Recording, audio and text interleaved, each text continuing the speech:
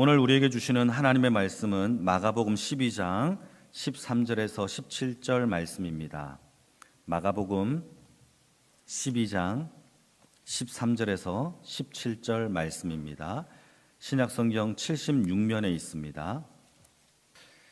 그들이 예수의 말씀을 책 잡으려 하여 바리새인과 헤롯 땅 중에서 사람을 보내매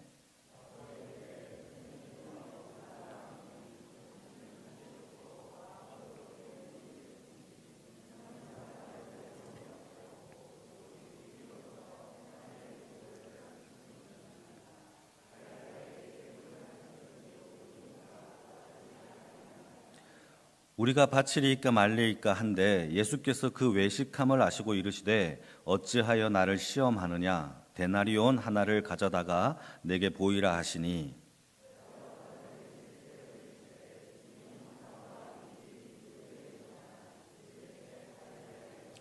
같이 읽겠습니다.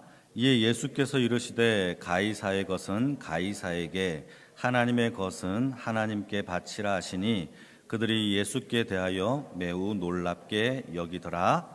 아멘. 오늘은 하나님의 것은 하나님께 드리라라는 제목으로 주의 말씀을 증거하겠습니다.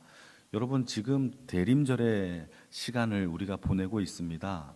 대림절이라는 것은 기다릴 대 그리고 임할 임, 기다리는 것이 임하는 거죠. 예수님이 이 땅에 오실 것을 기다리는 대림절이고요. 또 대강절이라고도 하는데 강림할 강자를 써서 예수님이 이 땅에 오신 것을 기다리는 절기가 바로 대림절 또는 대강절이라고도 합니다. 우리가 12월 한 달을 보내면서 이 땅에 우리를 위하여 십자가에서 돌아가신 그 예수님의 그 은혜가 여러분 가득 넘치는 대림절의 시간이 되기를 축복합니다. 오늘 본문은 바로 대림절 속에서 우리가 어떠한 말씀을 하나님 앞에 묵상해야 되는지를 한번 살펴보려고 여러분 마가복음 12장의 말씀을 함께 나누려고 합니다. 오늘 본문에 보게 되면 예수님께 찾아왔던 두 종류의 사람이 있어요. 그 첫 번째 종류는 바리새인이라는 종류고 또 하나는 헤롯 당원들이 예수님께 찾아옵니다. 그러면서 13절 말씀을 보시게 되면 예수님께 왜 이렇게 왔는지를 설명해 주는데 한번 읽어볼까요? 13절입니다. 시작. 그들이 예수의 말씀을 책 잡으려 하여 바리새인과 헤롯 땅 중에서 사람을 보내매. 그러니까 예수님께 바리새인들과 헤롯 당원들이 예수님께 찾아간 이유가 하나 있어요. 그게 뭐냐 하면 예수님을 책 잡기 위하여 왔대요. 이때 책 잡다라는 말을 헬라 말로 보게 되면은 함정에 빠뜨리다라는 뜻이에요. 그러니까 예수님을 어떻게든지 함정에 빠뜨려서 결국 예수님을 죽이려고 그들이 예수님께 찾아왔다라는 것이 성경의 얘기입니다. 여러분, 여기에서 한번 우리가 생각을 해봐야 할 게 있어요. 예수님께서 그들에게 한 가지 비유를 설명하셨고 이 비유를 듣고 그들이 반응을 하는 겁니다. 그러면서 예수님의 말씀 가운데서 책 잡아서 결국은 예수님을 죽음으로 몰아가기 위하여 이들이 찾아왔는데 우리가 여기에서 고민해 봐야 할 것은 여러분, 저도 학위를 준비하면서 논문을 쓰다 보면은 반드시 학술 대회를 참석을 해야 돼요. 논문을 쓰려면 반드시 학술 대회를 참석을 해야 되는데 여러분, 학술 대회를 가보신 분들은 알겠지만 학술 대회를 가면 어떤 교수님이 그 주제에 대하여 논문을 발표합니다. 그러면 이 논문을 발표하는 것으로 끝나는 게 아니라 어떤 다른 교수님은 그 논문을 미리 읽고 거기에 대한 논평을 하러 오는 거예요. 그러니까 한 주제의 한 논문에 대하여 논문과 하나의 논평이 함께 세트가 되어 있어요. 그러니까 논평하는 교수님은 그 논문에 대하여 좋은 점과 잘못된 점을 요목조목 따지면서 질문을 던지는 겁니다. 그게 바로 학술대회죠. 왜냐하면 그 학문에 대하여 더 깊게, 더 넓게, 더 중요한 부분이 무엇인지를 찾아가는 대회이기 때문에 그렇게 하는 거예요. 그런데 오늘 예수님께 찾아온 이 사람들은 하나의 논평을 하기로 위해서 온 것도 아니고 어떤 학문의 세계를 넓히려고 온 것도 아니에요. 이들은 하나님의 말씀에 대하여 책잡기 위하여 왔다라는 겁니다. 여러분, 한 가지 고민해 봐야 되죠. 우리가 하나님의 말씀에 대하여, 이 진리의 말씀에 대하여 과연 우리가 두 종류밖에 없어요. 하나님의 말씀에 대해서는. 첫 번째는 하나님의 말씀을 듣고 믿어지면 예수님의 제자가 되는 길이 하나 있고, 믿어지지 않는다면 예수님을 떠나는 길밖에 없는 것이 종교의 신앙의 모습인 거죠. 그런데 이들은 그렇지 않았어요. 무엇이냐면 하나님의 말씀에 대하여 책 잡아서 그것을 넘어뜨리게 하기 위하여 왔다라는 것이죠. 만약에 하나님의 말씀을 좋은 점과 부족한 점을 책잡기 위하여 하는 순간부터 하나님의 말씀인 진리는 인간의 학문이나 철학으로 전락될 수밖에 없다라는 겁니다. 그래서 종교적인 논쟁은 사실상 이 땅 가운데 여러분 논평이나 논술이나 논쟁을 통하여서 하나님의 말씀이 답을 찾아내지는 것이 아니라는 겁니다. 우리가 믿어지면 하나님의 말씀 가운데 제자가 되는 것이고, 믿어지지 않으면 그 자리에서 떠나는 것이 이 두 종류밖에 없는 것이 바로 종교 공동체의 특징입니다. 그럼에도 불구하고 바리새인과 이 헤롯 당원들은 하나님의 말씀을 듣고 예수님의 그 비유의 이야기를 듣고 예수님의 책 잡기 위하여 찾아왔다라는 것은 불손한 의도가 분명히 있었고, 예수님을 결국 그 책 잡음으로 인하여 죽이려고 예수님께 찾아온 겁니다. 고약한 질문을 던짐으로 함정에 빠뜨리는 것이 그들의 목적이었어요. 왜 그렇게 생각할 수 있느냐 하면, 여러분, 바리새인과 헤롯 당원들은 이 정치적으로 완전히 대립적인 관계입니다. 그러니까 예수님께 찾아온 두 종류의 사람이 의견이 다른 정도가 아니에요. 생각이 달라요도 아니에요. 이 두 종류는 완전히 대립적인 관계라 서로 적대적인 겁니다. 여러분, 바리새인들은 어떤 사람들이냐 하면은, 이 바리새인들은 정치적인 색깔이 반로마 세력입니다. 그러니까 하나님의 말씀인 율법을 온전히 지킴으로 인하여 하나님의 나라가 바로 세워질 것을 기대하는 사람들이 바로 바리새인들입니다. 그러니까 이 예루살렘 땅에서 이방인들이 쫓겨나가야 돼요. 그러니까 예루살렘 가운데서 이방인인 로마인 세력들이 쫓아나서 하나님의 말씀이 온전히 세워지는 것을 기대하고 그걸 추종하는 사람들이 바리새인들이죠. 반면에 여러분, 헤롯 당원들은 누구냐 하면은 너무나 현실적인 사람들입니다. 그래서 이 현실적인 가운데 지금의 대세가 로마기 때문에 우리가 로마에 철저하게 잘 붙어서 로마의 힘을 얻어서 이 예루살렘을 회복하는 것이 바로 헤롯 당원들의 목적이었어요. 그래서 로마의 앞잡이인 헤롯을 중심으로 정치적인 색깔을 함께 뭉쳐진 사람들이 바로 헤롯 당원들이었죠. 그러니까 친로마 세력으로 살아갔던 자들입니다. 그리고 세금에 대한 문제도 인식이 너무나 달랐어요. 그러니까 오늘 던져진 이 세금에 대한 문제도 이 바리새인들은요, 이 세금을 로마인들에게 바치는 것을 반대하는 세력이었고, 반면에 이 헤롯 당원들은 적극적으로 로마에게 협조하여서 나라를 바로 세우려고 했던 자들입니다. 그러니까 세금을 내는 것을 합당하게 여겼던 사람이죠. 그러니까 여러분, 이 바리새인과 헤롯 당원들이 하나도 겹치는 것이 없어요. 뭔가 정치적으로도 세금적으로도 성향적으로도 하나도 겹치는 자들이 아님에도 불구하고 그들이 연합하여서 예수님께 찾아와 예수님을 책잡으려고 했다라는 것은 오직 한 가지의 목적이죠. 예수님을 어떻게든지 함정에 빠뜨려서 예수님께 결국 죽임을 당하도록 하는 것이 그들의 목적이었다라는 겁니다. 만약에 예수님께서 세금을 내라라고 한다면은 유대인들이 반대할 것이고, 세금을 내지 말라라고 한다면은 헤롯 당원들, 특히 가이사 로마의 황제의 반역자로 찍혀서 처형을 당할 것이기 때문에 이들은 고약한 마음으로 예수님께 찾아와서 고약한 질문을 던져서 예수님을 함정에 빠뜨리려고 하는 것이 그들의 모습이었어요. 그러니까 진리를 찾으러 온 것이 아니에요. 한 가지 목적이죠. 예수님을 죽이려고 왔다라는 것입니다. 그러면서 예수님께 이들이 했던 말이 있습니다. 예수님께 와서 뭐라고 말을 했느냐 하면 14절인데요. 우리 14절을 같이 한번 읽어볼까요? 이들이 함께 뭉쳐서 와서 했던 메시지입니다. 같이 읽겠습니다. 시작. 와서 이르되 선생님이여 우리가 아노니 당신은 참되시고 아무도 끓이는 일이 없으시니 이는 사람을 외모로 보지 않고 오직 진리로서 하나님의 도를 가르치심이니이다. 가이사에게 세금을 바치는 것이 옳으니까 옳지 아니하니까. 이 둘이 연합하여서 예수님께 와서 이런 말을 합니다.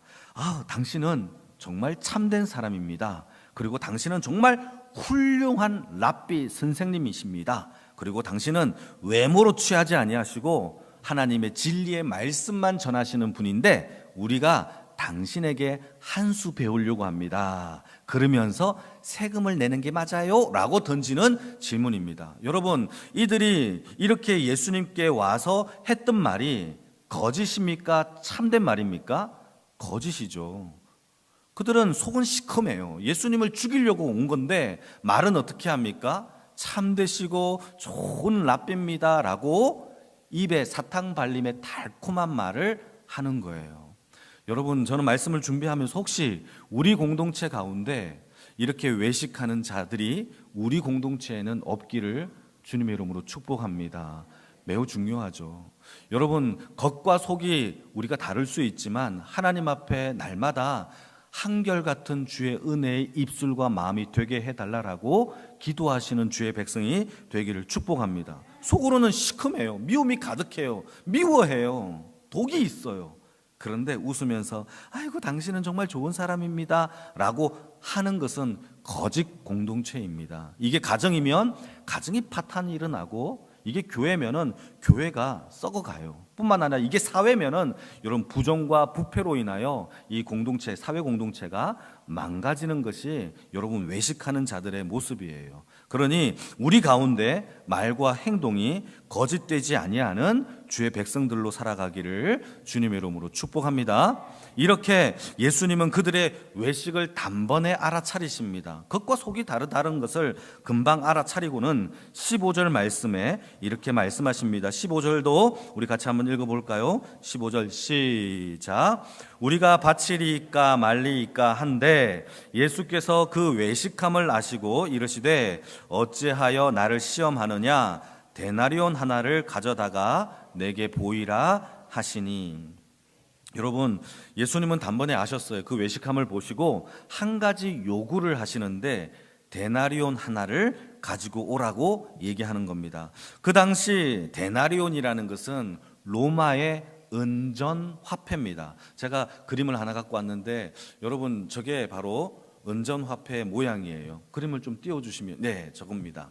여러분, 글자도 써져 있고, 황제, 시저의 황제의 형상도 이렇게 그려져 있는 게 은전 화폐입니다. 그때 그 당시에 로마인들은요, 이미 동전을 주조할 수 있는 기술이 있었어요. 그래서 동전 안에다가 이 발행처, 그리고 이 동전의 가치의 어떤 얼마 정도의 가치가 있는지, 그리고 로마의 황제의 얼굴의 흉상을 얹어놔서 이것이 유통되도록 이미 로마인들은 그렇게 사용했던 것입니다. 그러면서 이 동전 하나를 가져다가 데나리온 하나를 가져오라고 하면서 그 동전에 새겨진 형상과 그 모양과 글이 누구의 것이냐라고 예수님이 그들에게 질문을 던집니다. 오히려 그들이 뭐라고 대답을 합니까? 저것은 가이사의 것입니다. 로마의 황제의 것입니다 라고 이야기를 합니다.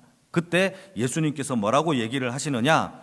가이사의 것은 가이사에게 바치라 라고 이야기를 하는 것이죠. 예수님은 이런 시험을 받으셨어요.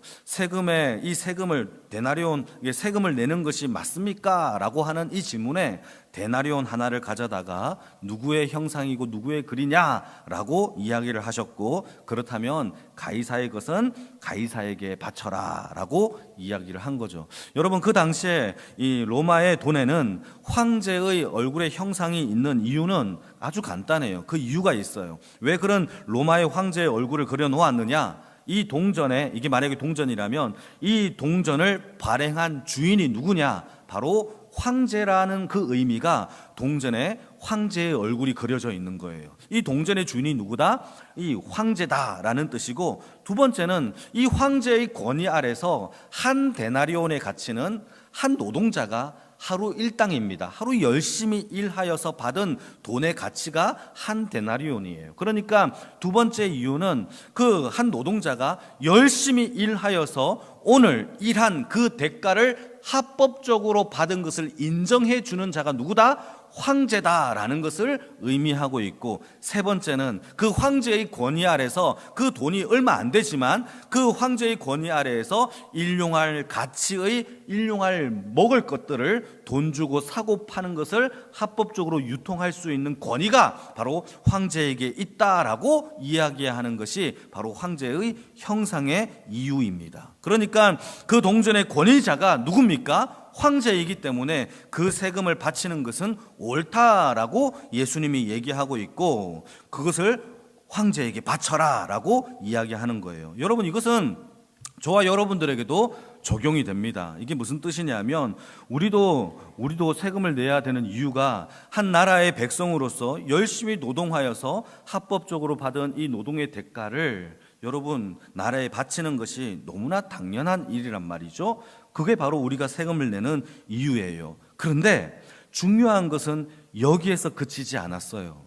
예수님의 말씀은 여기에서 그치지 아니하시고 아무도 묻지 않았던 한 답변을 하십니다. 그 답변이 무엇이냐 하면, 하나님의 것은 하나님께 바쳐라 라고 얘기를 해요.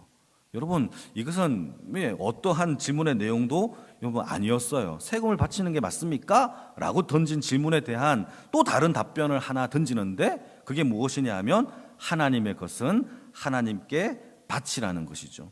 여기서 중요한 것이 하나 있는데, 도대체 하나님의 것은 도대체 무엇일까 하는 것이에요. 여러분, 오늘의 설교는 이게 중요한 겁니다. 도대체 가이사의 것은 동전 한 데나리온의 모양과 형상이 글이 있는 것을 보고 알 수 있는데, 여기서 하는 또 다른 답변인 하나님의 것은 도대체 무엇일까 하는 것이 저와 여러분들에게 던져주는 질문입니다. 우리는 흔히 이렇게 생각합니다.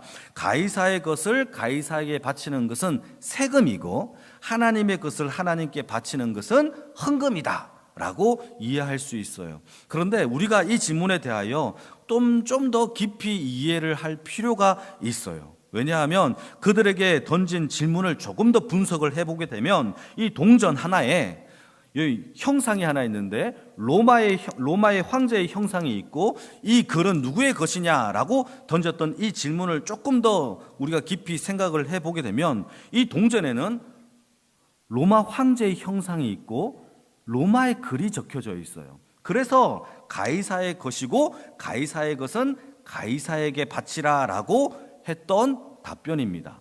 자, 그렇다면 이제 우리가 또 다른 답변인 하나님의 것을 하나님께 바쳐야 한다라는 이 말씀에 대한 질문을 우리가 한번 유추해 보자고요. 그렇다면 예수님께서 하나님께 바쳐야 할 또 다른 동전을 우리에게 보여주시고, 이 동전은 누구의 모양과 누구의 글이 있느냐라고 던져지는 질문을 우리가 유추해 볼 수 있죠. 물론 이 질문은 오늘 본문에는 나와 있지는 않아요. 그러나 우리가 생각을 해볼 때에 생각해 봅시다. 하나님의 형상과 하나님의 글인 말씀이 새겨진 것이 무엇입니까? 이게 중요한 거죠. 그것은 하나님께 바치라는 겁니다. 여러분, 그게 뭐죠? 저와 여러분들이에요. 사람이에요. 그게 왜 그러냐? 창세기 말씀을 보겠습니다. 창세기 1장 26절 말씀을 한번 볼까요? 한번 읽겠습니다. 시작. 하나님이 이르시되 우리의 형상을 따라 우리의 모양대로 우리가 사람을 만들고, 거기까지. 하나님이 하나님의 형상대로 만든 게 딱 하나 있어요. 그게 누구죠? 우리예요. 사람이에요. 사람을 만들었대요. 그리고 그 사람을 만들 때 그 코에 생기, 루아흐, 후 불어넣으셔서 생명이 되었다라고 하는 것이 성경의 얘기입니다. 하나님께서 그 코에 넣으신 이 생기, 이 루아흐가 신약으로 넘어오게 되면 성령이 돼요. 이 성령이 우리 안에 계심으로 하나님의 말씀대로 살게 하신 것이 바로 저와 여러분들이 구원받은 주의 백성들의 삶의 모습인 거죠. 그러니까 저와 여러분들은 하나님의 형상이 담겨 있고 성령을 통하여 하나님의 말씀으로 살게 하신 것이 바로 저와 여러분들의 모습이라는 겁니다. 그러니까 하나님의 형상과 하나님의 말씀이 새겨진 또 다른 동전인 셈이 바로 저와 여러분들의 모습이라는 거죠. 여러분, 우리가 비록 죄로 인하여 타락하여 하나님 앞에 죄인이 되었어요. 그러나 우리가 예수 그리스도의 십자가로 말미암아 예수를 나의 구주로 삼고 예수 그리스도의 보혈로 인하여 우리가 예수를 믿을 때에 성령님이 우리 안에 계심으로 우리가 구원받은 줄 믿습니다. 그래 돼서 우리가 하나님의 자녀라는 권세를 얻었고 그 권세 얻은 주의 자녀들을 일컫는 말이 그리스도인들이에요. 그리스도인이에요. 그리스도인입니까? 그렇다면 하나님의 말씀과 하나님의 형상이 우리 안에 계신 줄 믿으시길 축복합니다. 그게 그리스도인의 삶의 모습입니다. 여러분, 그리스도인들은 이제 하나님의 형상이 있고 아버지의 말씀대로 우리가 살아가고 그 말씀이 우리 안에 계심으로 말미암아 이제 우리가 하나님의 것이 되었습니다를 선포하는 한 단어가 그리스도인입니다. 그 사건이 바로 구원의 사건인 거죠. 십자가의 사건이에요. 여러분, 우리가 만약에 구원을 받았다면 이제는 우리는 하나님의 것이고 하나님께 드려야 하는 것이 맞습니다. 믿으십니까? 이게 중요해요. 여러분, 우리는 하나님의 것이에요. 로마서 12장 1절과 2절 말씀을 한번 보실까요? 우리 같이 한번 천천히 읽겠습니다. 시작. 그러므로 형제들아, 내가 하나님의 모든 자비하심으로 너희를 권하노니 너희 몸을 하나님이 기뻐하시는 거룩한 산 제물로 드리라. 이는 너희가 드릴 영적 예배니라. 너희는 이 세대를 본받지 말고 오직 마음을 새롭게 함으로 변화를 받아 하나님의 선하시고 기뻐하시고 온전하신 뜻이 무엇인지 분별하도록 하라. 아멘. 이게 뭘 말합니까? 우리가 만약에 구원을 받았다면 우리는 이제 내 것이 아니에요. 하나님의 것이 되었고 우리의 몸을 하나님께 드릴 기뻐하실 산 제물로 드리라는 것이 성경의 이야기입니다. 그런데 만약에 우리가 구원받았음에도 불구하고 우리를 하나님께 드리지 않는다면 이게 문제죠. 우리가 하나님께 드리지 않는다면 성경 말씀에 조금 전에 로마서의 말씀을 보게 되면 우리는 더 이상 하나님의 것도 아니고 우리가 이 세상 하나님을 본받는 자가 아니라 이 세상을 본받는 자가 되어 이 세상 가운데 살아가는 세상이 나의 주인이 되어 살아가는 자와 같다라고 이야기하는 겁니다.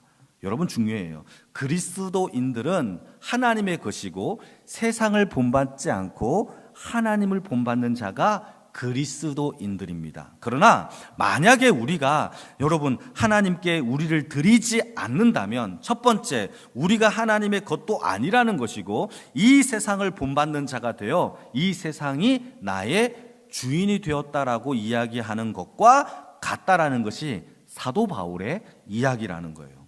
사랑하는 성도 여러분, 혹시 우리의 삶을 들여다봅시다. 우리는 어떻습니까? 여러분, 우리를 하나님께 온전히 드리고 있는 주의 백성들로 살아가고 있습니까? 아니면 세상의 일이 바쁘고 그 핑계로 또 일을 해야 되고 돈 번다라는 핑계로 뿐만 아니라 사업을 해야 된다라는 여러 가지 핑계로 우리를 하나님께 드리지 못하는 것들이 있다면 여러분, 하나님께 오늘 대림절을 맞이하면서 하나님께 드려지는 주의 백성이 되기를 주님의 이름으로 축복합니다. 돈 따위도 이 세상 가운데 세금으로 드리는데 우리의 죽음을 생명으로 살리신 우리의 생명의 주인이신 하나님께 우리의 몸을 드리지 않는다라는 것은 여러분 그리스도인의 삶의 모습이 아니라는 것이죠. 여러분, 우리는 다 십자가의 그늘 아래 구원받은 주의 백성인 줄 믿습니다. 그게 하나님의 것이에요. 그렇다면 우리는 하나님의 거룩한 산 제물로 우리의 인생과 삶과 하나님의 모든 영광을 하나님께 올려드리는 주의 백성이 되기를 주님의 이름으로 축복합니다.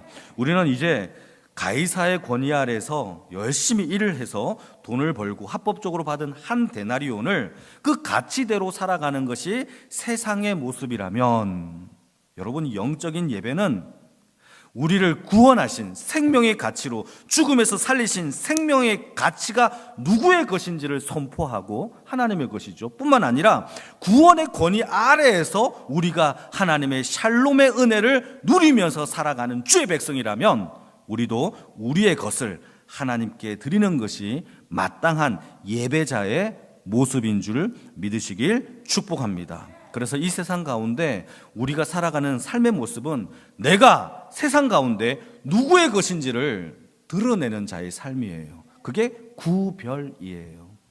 아, 저 사람은 하나님의 것이구나. 이거를 드러내는 자가 구별된 삶이죠. 바리새인이란 뜻은요, 구별이에요. 그들은 로마의 압제 안에서도 율법 가운데 구별되겠다라고 결단한 사람이 바리새인이라는 뜻의 이름입니다. 그러나 하나님은 바리새인이라는 그 구별의 뜻이 아니라, 그 행위적으로 나타나는 뜻이 아니라 우리의 삶에 하나님께 드려지는 참된 예배자의 모습으로 구별되어지는 백성이 되기를 원하신 줄 믿으시길 축복합니다. 그게 바로 예배자인 것이죠. 여러분, 돈의 가치는 참 신기합니다. 여러분, 주머니에 1,000원씩은 다 있을 거예요. 1,000원을 꺼내보면 이 1,000원이 구겨졌다고 해서 돈의 가치가 떨어지죠. 물어보는 거예요. 조금 찢어지면은 1,000원이 아니라 한 900원이 되죠. 신기하지 않습니까? 그런 가치가 하나도 안 떨어져요. 1990년대에 나온 돈이나 2000년도에 나온 돈이나 2020년도에 나오는 돈이나 가치가 똑같아요. 여러분, 이거 부정할 수 없죠? 여러분, 마찬가지예요. 저와 여러분들도 마찬가지입니다. 우리가 늙었다고 해서, 아프다고 해서, 상심 있다고 해서, 어디 문제가 있다고 해서, 미움받는다고 해서, 무시받는다고 해서 하나님이 우리를 사랑하는 그 가치가 떨어지지 않는다라는 겁니다. 하나님의 사랑은 한결같이 그 예수 그리스도의 가치로 사랑하는 줄 믿으시기 축복합니다. 여러분, 참 신기해요. 여러분, 우리를 살리신 그 생명의 가치를 한번 생각해 볼게요. 예수님이 이 땅에 오셔서 우리를 위하여, 죄인된 우리를 위하여 십자가에 돌아가셨어요. 질문 던지겠습니다. 그렇다면 저와 여러분들의 가치는 얼마짜리입니까? 하나님이 보시기에 그의 아들 예수님 짤이에요. 우리는 가치가 예수님, 하나님의 아들 예수님의 가치짜리라고요. 그러니까 그 은혜와 그 사랑 가운데 여러분, 발행 연도가 아무리 옛날이 되었고 늙었다고 해서, 힘이 없다고 해서, 무식하다고 해서, 가난하다고 해서 하나님은 그 가치를 예수님 자리에서 부족하게 우리를 사랑하지는 않습니다. 그건 세상의 가치예요. 세상은요, 물건을 사다 보면은 낡아지면 버릴 수밖에 없죠. 새 차를 샀어요. 산 날부터 중고차가 돼요. 그게 세상의 가치입니다. 그러나 우리의 가치는 영원토록 하나님의 아들의 가치로 하나님의 자녀가 된 줄 믿으시길 축복합니다. 아멘. 그리고 마지막으로 한 가지는 권면하는 이야기인데, 여러분, 돈의 가치는요, 참 신기하게도 주머니에 두둑하게 있다고 해서 내게 되는 게 아니에요. 그 주머니의 것이죠. 지갑의 것입니다. 그러나 돈이 내 거가 되려면 그 지갑을 열어서 돈을 써야 해요. 그럴 때 그 가치가 발휘되는 거예요. 그러니까 여러분, 하나님이 저와 여러분들을 구원하신 줄 믿으십니까? 생명의 가치와 구원의 가치와 능력의 가치가 우리에게 있는 줄 믿으십니까? 그렇다면 우리도 써야 해요. 자꾸 안 쓰려고 해요. 자꾸 지갑 속에 있으려고 해요. 그러나 하나님이 우리를 구원하신 주의 은혜의 가치가 여러분, 사용되어져서 하나님의 영광으로 드러내는 주의 백성이 되기를 축복합니다. 이건 권면입니다. 우리 성도님들이 권면되어지길 바랍니다. 그래서 여러분들이 가르치는 은사가 있으면 그 가치를 쓰세요. 네, 무슨 말인지 조금 이해되시죠? 예, 찬양의 은사가 있다면 그 가치를 쓰셔서 하나님께 영광을 올려드리기를 바랍니다. 뿐만 아니라 친절하고 여러분들의 봉사의 은사가 있다면 여러분, 그 친절과 봉사를 안내와 또 주차와 식당에서 또 세가족으로 여러분들이 사용되어져서 2023년도를 하나님의 은혜 가운데 아름답게 산 제물로 예배자로 세워지기를 주님의 이름으로 축복합니다. 그 대림절을 기다리면서 여러분, 예수님이 다시 오실 그 날을 기다릴 때까지 우리가 그 가치대로 하나님께 사용되어지는 주의 백성들이 다 되기를 주님의 이름으로 축복합니다. 아멘. 우리 같이